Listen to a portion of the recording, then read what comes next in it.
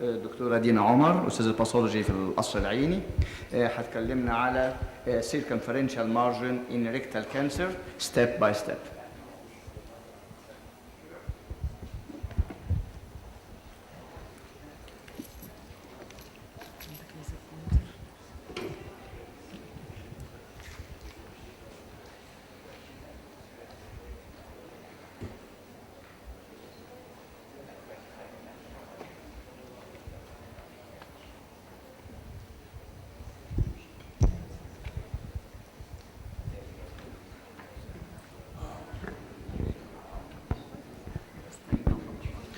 Good afternoon.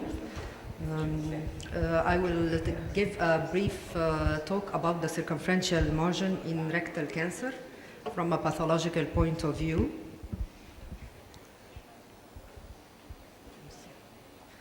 The outline of my talk, I will just discuss briefly the role of the pathologist in the management of colorectal cancer.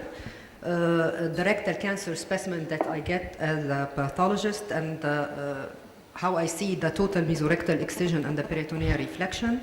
Then I will define the circumferential margin macroscopically and microscopically, and I will give how we do the pathology reporting of colorectal cancer, especially at Qasr Al-Aini. We have this updated report.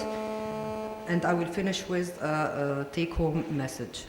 The role of the pathologist in colorectal cancer. As a pathologist, I receive either endoscopic biopsies to diagnose the cancer or the surgical excision specimens, which in this I already have the diagnosis. I only confirm the diagnosis, and most importantly, I assess the surgical margin, which is very important, and I do the staging, the pathological staging. We also determine the effect of preoperative and preoperative neoadjuvant therapy, if any, and most important recently, we audit the surgical procedure, especially with the plane of total mesorectal excision.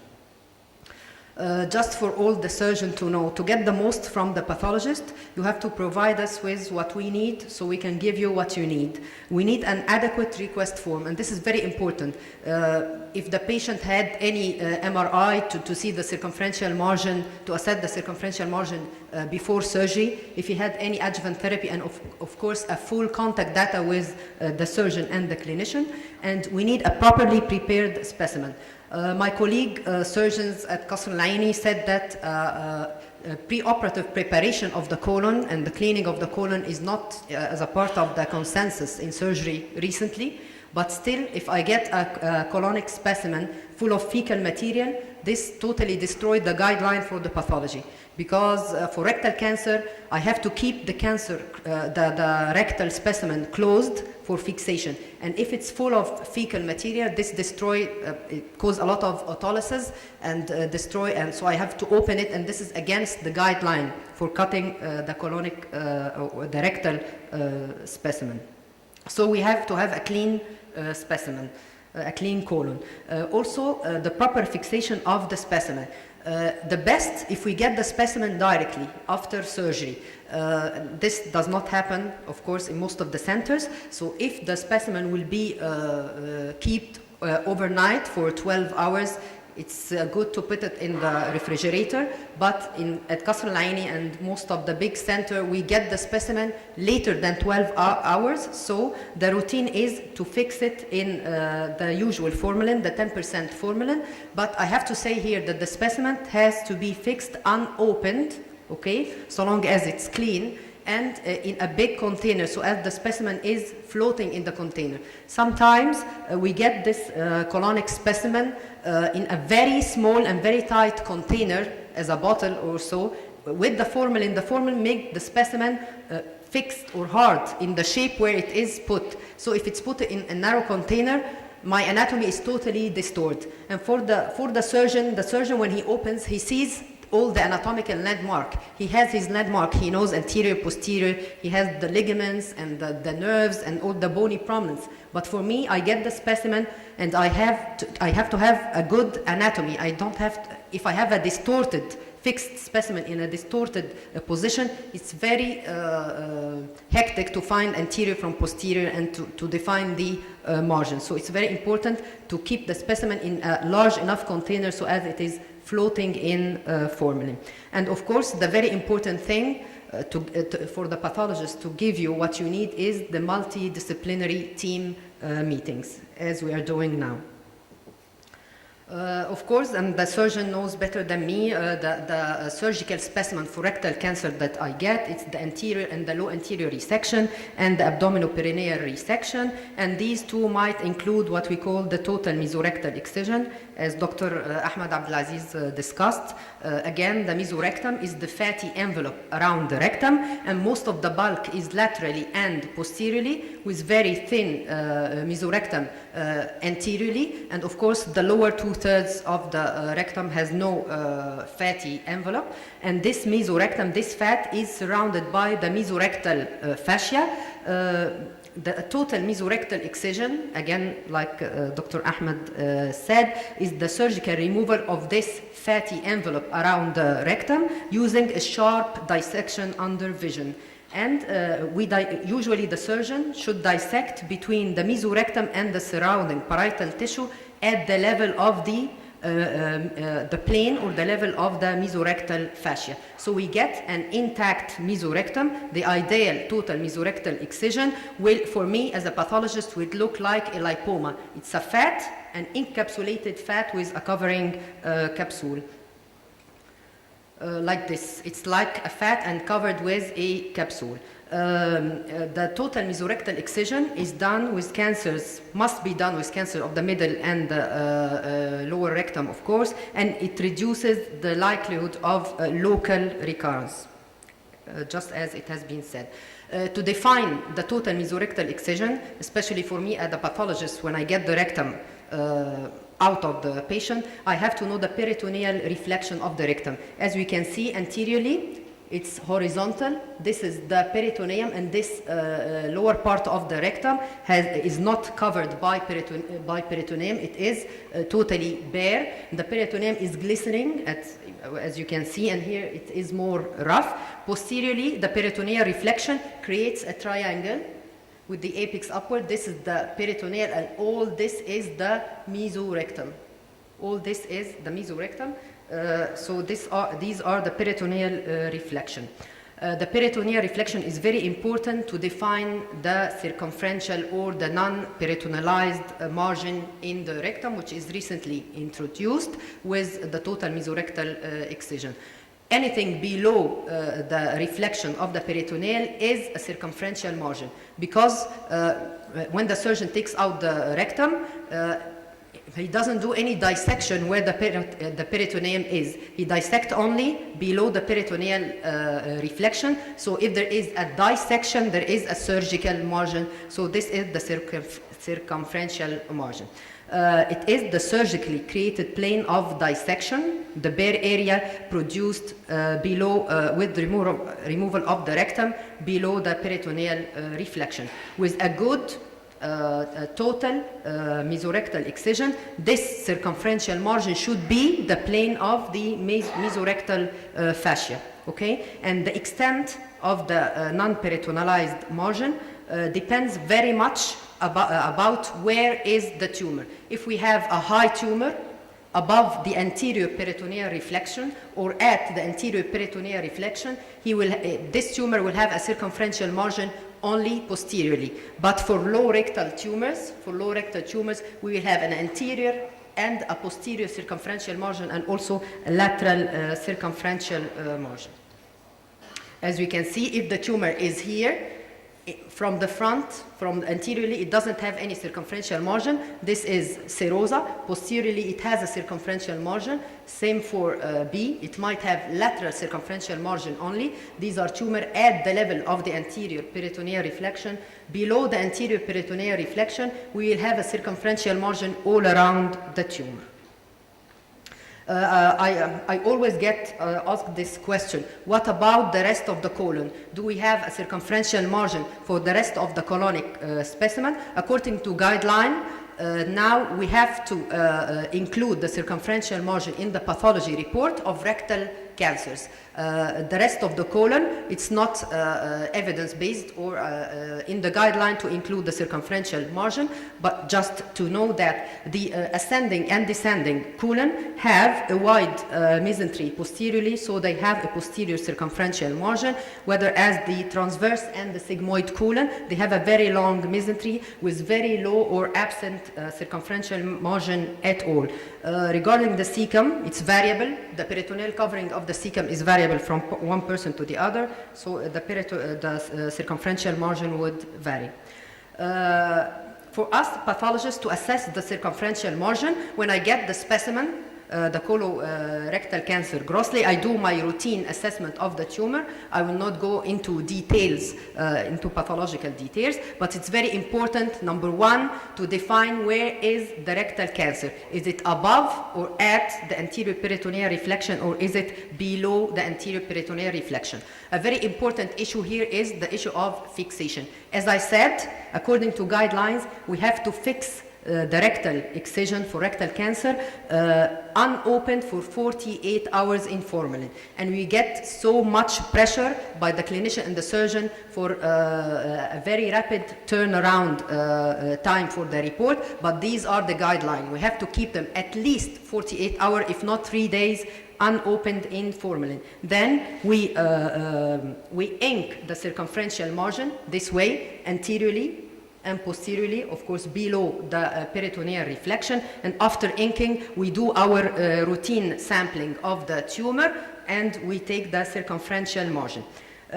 We take the circumferential margin in continuity with the mass, whether it is the main mass or it is a lymph node, or this is the way we cut it. And then this is the inked circumferential margin. I will block or take a section of the circumferential margin with the nearest tumor mass that I have, whether it is the main tumor mass, a satellite in the mesorectum, or even a lymph node. Any tumor that I see, the nearest tumor to the circumferential margin, this will be the tumor that I will take with the circumferential margin to see whether it is infiltrated or not. And this distance is called the distance of radius distance, or the clearance distance from the tumor. And then I write it down in the macroscopic data, and I have to check it again under the microscope and see this clearance distance, or the distance of clearance between my inked circumferential margin and the nearest tumor mass, whether the main mass, a satellite mass, or a lymph node. If this is less than 1 millimeter, we say this is an involved circumferential margin. And I need to say here, just to point for a very important issue, sometimes you get in the pathology report the term incomplete resection. This is not an offense for the surgeon. Incomplete resection in a pathology report equals a positive surgical margin, whether end margin or circumferential margin. It's not a defect in the surgery. It's just how we define that this specimen is not completely excised. There is a positive surgical margin. There is a tumor in the patient. Regarding the reporting of the colorectal cancer, the report of the colorectal cancer has to include the macroscopic data and the microscopic data. We have core data that has to be included in the report according to guideline, and we have non-core data, some centers included and others will not. The core data for the microscopic data in the pathology report should be the site of the tumor, the maximum tumor diameter, the distance to the near cut surgical margin, and surgical margin, if there is any tumor perforation, and the relation of the tumor to the peritoneal reflection for the rectal tumor. And this is very important. We have to write, is the tumor above, at, or below the anterior peritoneal reflection. We also do the grading for the plane of surgical excision for total mesorectal excision. And as Dr. Ahmed Abdelaziz said, again, the best total mesorectal excision is at the plane of the mesorectal fascia. So we have a very smooth surface, like a lipoma, with minor irregularity, with no defects deeper than 5 millimeter, a good bulk above and below, with no coning effect, as we can see here. This is the best total mesorectal excision. Also, there is the intramucosal plane, which is the intermediate excision. We get some irregularities in the surface, but still, and moderate coning, but still not very deep breaks. The worst, of course, mesorectal excision, which is at the muscularis propria plane, where we can see deep breaks in the mesorectum, and we can see through it the muscle. As you can see here, we can see the muscular wall of the rectum with visible tears.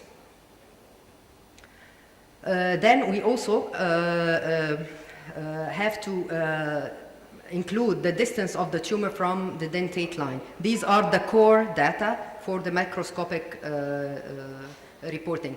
The microscopic core data has to be the histological type of the tumor, the differentiation of the tumor, the maximal extent into the wall, in other words, the T, the pathological T stage. Of course, we talk about the margin, the end margin, and the circumferential margin for rectal tumors, the lymph node status, any extramural vascular invasion, if there is any significant tumor regression, if the patient had a neoadjuvant therapy, and histologically confirmed distant metastasis if you get metastasis from any other organ, and the background abnormality surrounding the tumor. These are the macroscopic data. Also, other important data that should be included is the TNM staging. I will not go through the the details of the TNM staging, the Duke staging, and the completion of resection. And again, an incomplete resection equals a positive surgical margin. That's the definition. The SNOMED codes, we don't have this still in Egypt. This is a way to unify the medical terms so we can use it on computer. In Qasr Al Aini, I had the pleasure with the, as a part of the multidisciplinary team of the colorectal cancer, to do an updated report for colorectal cancer in the form of a checklist.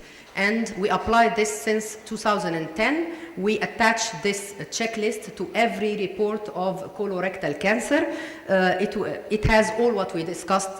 Of course, the patient data, all the gross description of the tumor, and especially for the rectal tumor, where is the rectal tumor from the peritoneal reflection. We have all the core microscopic data, and again, for rectal tumor, we added the circumferential margin, anterior or posterior positive, and how millimeter is the clearance distance. And if there is any metastatic spread, we discussed the lymph node completely, any background abnormality, and we do the staging, we do the TNM, and we do the Duke stage. I added the Duke stage, not any of the modified Duke stage, because there is like a 50 modification for the Duke stage, and it's a very big dilemma. So we added the original Duke staging, and we have, if there is any other comment, this is our new updated report applied in Qasr Al Aini since 2010.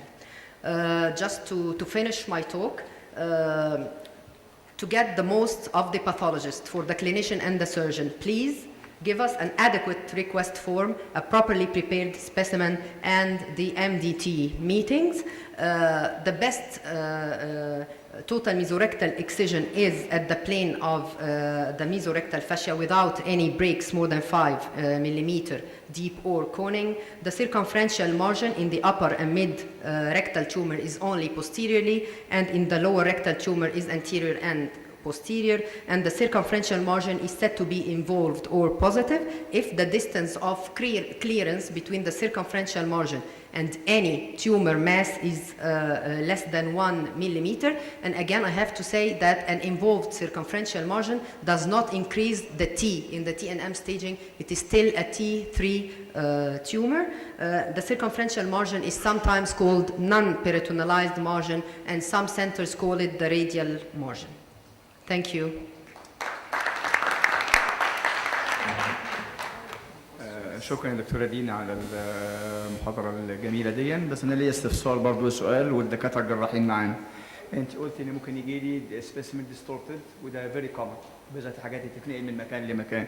And so you are in your lab and you are unable to identify the anterior peritoneal reflection. what you will do? No, I didn't say I will not unable, but it gives me a very difficult time to define it because sometimes the specimen is totally twisted. Right. But still, my landmark as a pathologist is the peritoneal reflection. I see this glistening peritoneum with a horizontal line. This is the anterior, and the posterior it will be this triangle I know, with يعني the you, fat. you are able Of to course, find but it it at is any difficult. time. It is Yes. difficult. Yes. We have a lot of surgeons with us. هل for you it is easy for you to simple mark for us the anterior peritoneal reflection to prevent حتى لا نقع في هذه المشكلة، وبالذات لو كان عندي مساعد صغير أو دكتور صغير بيقطع. if we ask you to help us to define this anterior peritoneal, it is possible or not? اتفضل يا بيه.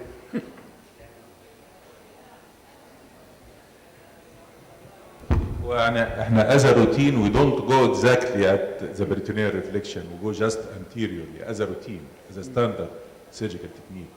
We don't go below the reflection or at the reflection exactly. We leave a small piece of peritoneum attached to the anterior wall of the rectum as a landmark for the pathologist بالظبط، for ده احنا this عايزينه. area. ده يعني بيتعمل as a routine يعني. ده يهمنا جدا جدا. اتفضل يا بيه. هو طبعا بنشكرك دكتوره دينا، ويعني لازم نعترف ان كل الموبقات بيعملوها الجراحين. انا شخصيا يعني I never care ان انا اكتب الريبورت بنفسي، وبالتالي بيتساب للجونيورز، وكتير بيكلمني الباثولوجيست يقول لي هو العيان ده ما فيهوش تيومر. اقول له ازاي ما فيهوش تيومر؟ يقول لي اصل مثلا ده، وبعدين اكتشف او يعني بالحديث يعني مش عارف يعني هو عايز يقول ايه في الحديث، يعني يعرف ان هو واخد نيو ادجوفنت فيه كومبليت باثولوجيكال ريسبونس. يقول لي ده ما اتكتبش في الريبورت، حاجات زي كده. وطبعا احنا كتير بنفتح السبيسيمن عشان بنبقى عايزين نصور، وعمرنا ما بنفكر نغسل السبيسيمن الا اذا كنا هنفتحها. يعني لو هي مش هنفتحها ومش انترستد في التصوير او كده بنحطها زي ما هي كده. فيعني احنا بنعترف ان دي يعني محاضره مفيده جدا لينا، ان احنا ان شاء الله نتعاون اكثر من الباثولوجي. But I have two questions. First, you told us that you look only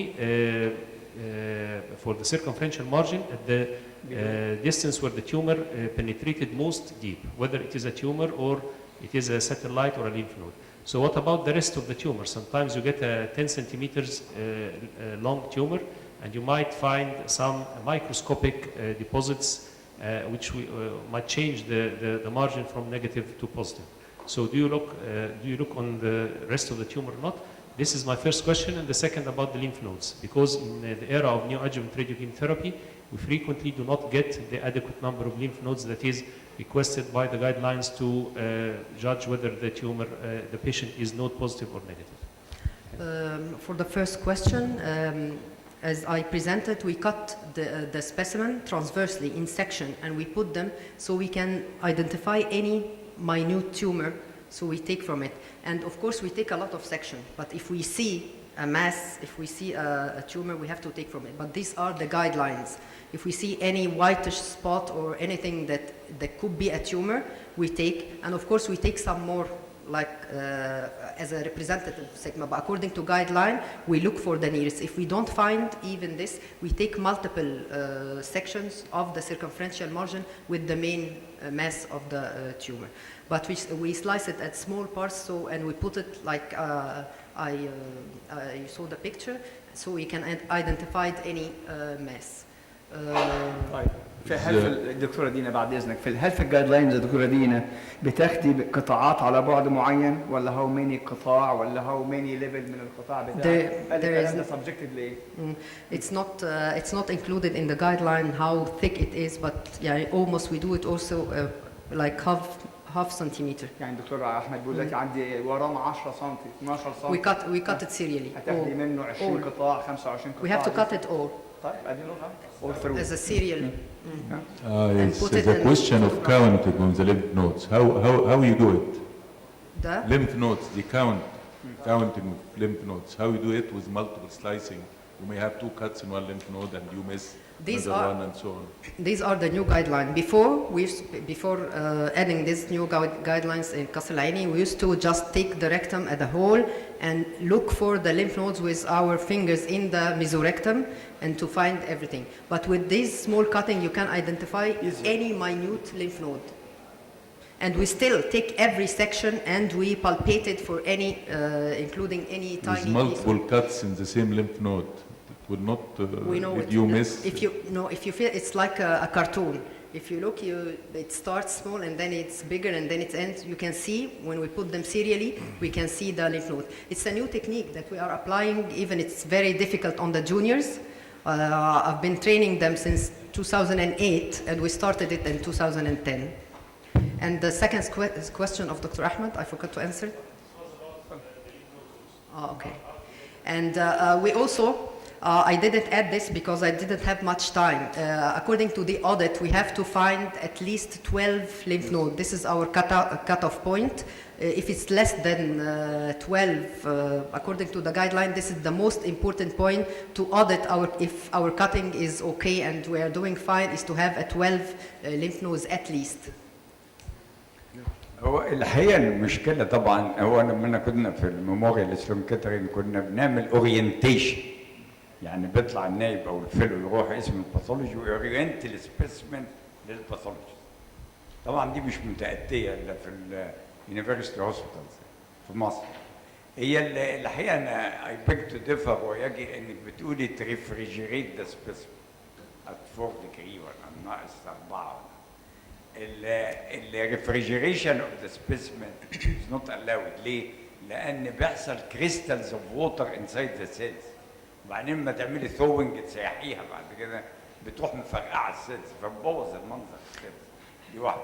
ثانيا الفورمالين بيتعمل في مصر الرخص، مش لانه صح، لكن البروبر فيكسيشن اوف سبيسمن في الكحول. وبما ان الالكحول الابيض ده غالي شويه ب 12 ولا 15 جنيه، سموا الالكحول البني بتاع السبرتايه ده.